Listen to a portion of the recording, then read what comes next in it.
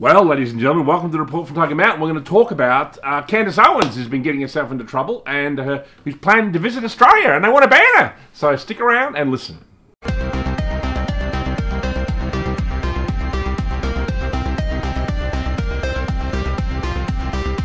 Yes, ladies and gentlemen, Candace Owens, she is a great American commentator on politics, and, she, is one of the, great, conservative voices in the American political scene, up there with Tucker Carlson and people like this.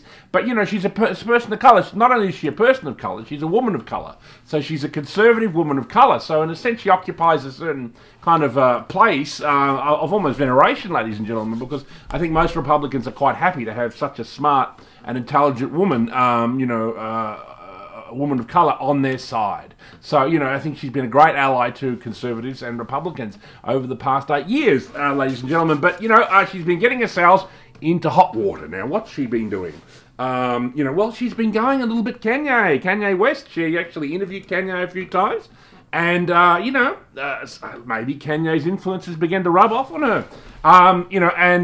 She's began to talk about problems that emanate from the Jewish community. Now, ladies and gentlemen, before we get into this, we're going to say things I'm about to discuss are what Candace Owens says. I'm not saying them. All I'm doing here, humbly, at the Report from Tiger Mountain, is reporting on them.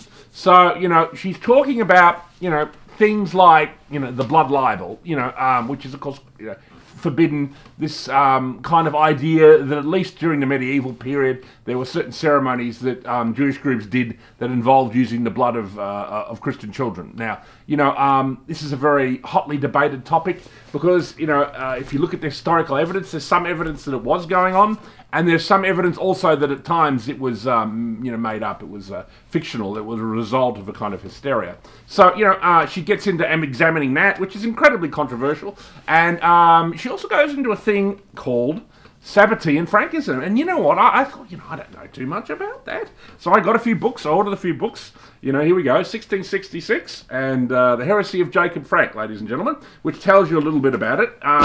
What it was, in 1666, there was a Jewish fellow who decided he was the Messiah, and he was named Sabbati Devi, and he started a movement called Sabbateism, and it became quite a popular movement.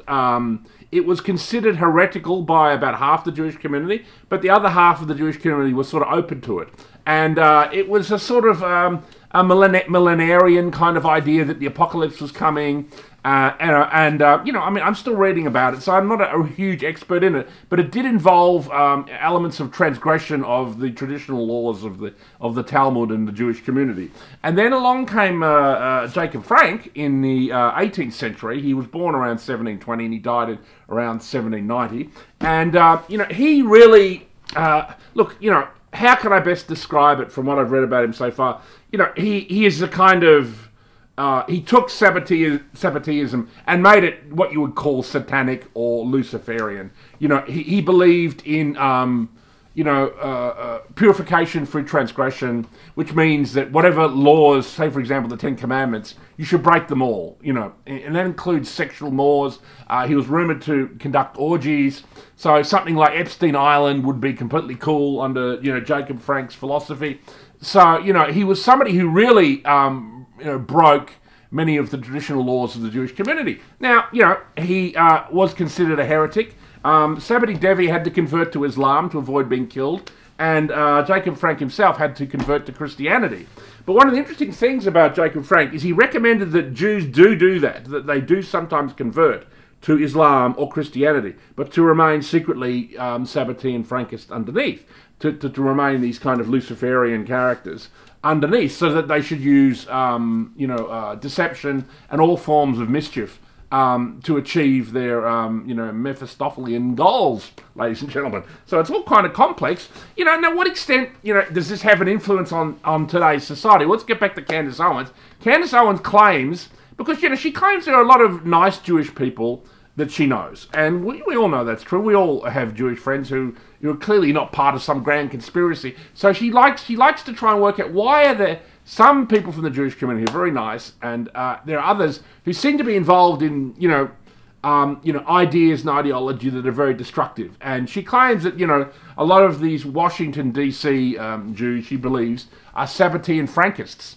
And if you go back to the time of Jacob Frank, that in the last 20 years of his life, because he was jailed for 10 years, that he got involved in politics and that he was involved with Masonic groups and that he was involved with the Rothschilds.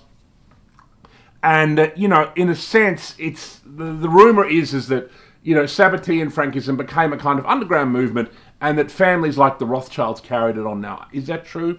I have no idea, ladies and gentlemen. Candace Owens seems to believe that it is. And so she's been talking about things like that. It's not like she's only talking about that. She's bringing it up as a kind of talking point, and she's been discussing all these kind of issues. So, it's really fascinating, and she wants to come to Australia. So, I see no reason to ban such an intelligent lady, and I think that the Jewish community should welcome this, because if there is a problem within the Jewish community, surely the Jewish community would like to solve it, and discuss it openly, because, for example, if you wanted to discuss the problem of Muslim terrorism, that Hirsi Ali, she discusses problems with Islam, and she's welcome to this country, and I think that it's healthy when someone questions problems in the community. And I think that's all that, Candace Owens is doing. I don't believe she's being anti-Semitic. So, there it is. I think she should be allowed to come to Australia. And I think the issues, she raises, should get you on Amazon so you can study about these fascinating figures.